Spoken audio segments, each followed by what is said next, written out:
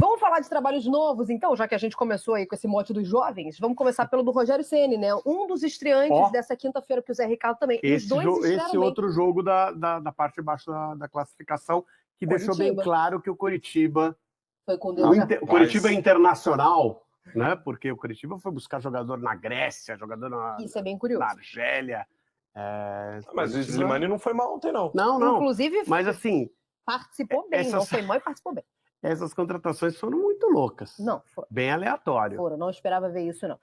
4-2, hein? Foi o jogo do Bahia contra o Coritiba. O Bahia que tinha o Rogério Ceni estreando, né? Agora no comando do time, pela 23ª rodada do Campeonato Brasileiro. E aí, ó... Primeira coisa que aconteceu no trabalho do Rogério Ceni foi tomar um gol.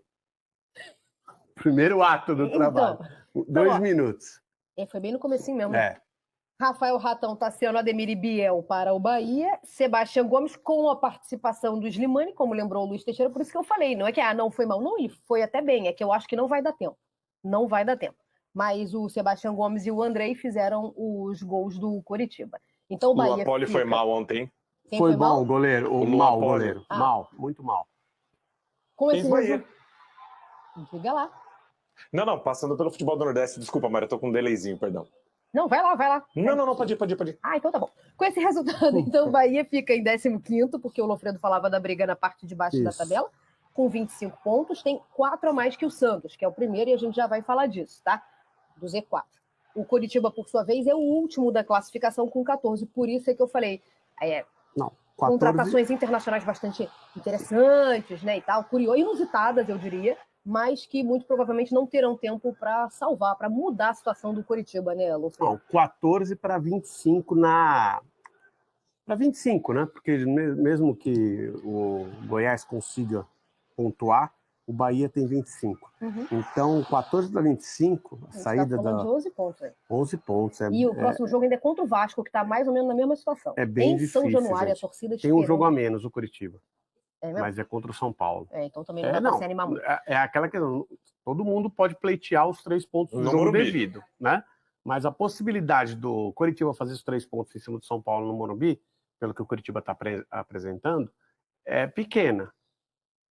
Outro jogo, América e Vasco é um jogo aberto, dos jogos devidos. Corinthians e Grêmio, ainda que o Corinthians seja o mandante, também é difícil imaginar que o Corinthians vai fazer 3 pontos. Mas o Grêmio está com muita dificuldade de vencer fora de casa. Tem isso também. Então, assim, todo mundo soma 3 pontos, mas para o Grêmio é difícil, esses 3 pontos são difíceis.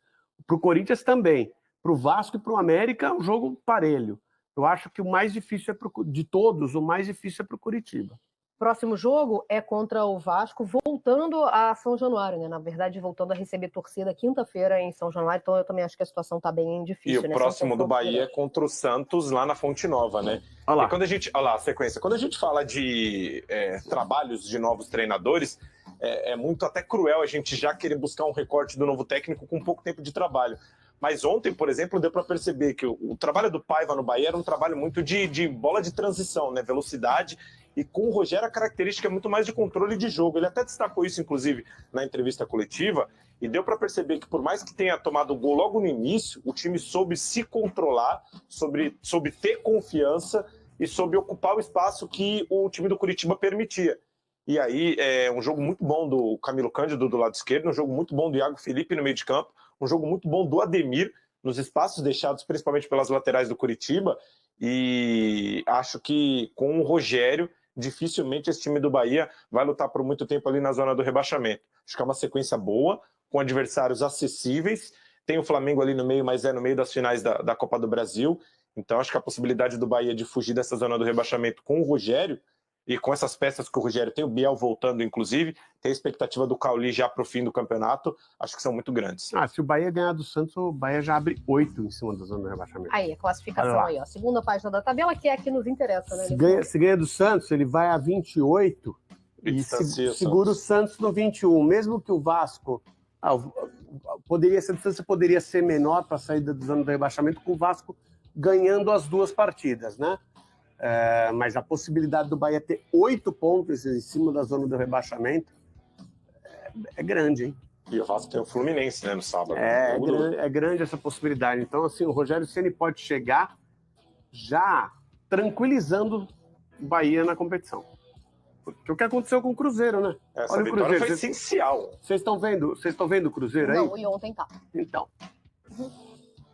Ontem tava. E a gente já tinha O falado Cruzeiro sobre ganhou do Santos, é o adversário direto. O Santos, quem está brigando na zona de rebaixamento, nesse momento tem o Santos como principal adversário, que é o corte ali, 21 pontos. O Cruzeiro ganhou, abriu em cima lá do Santos uma enormidade de pontos e colocou um monte de adversários entre ele e a zona de rebaixamento.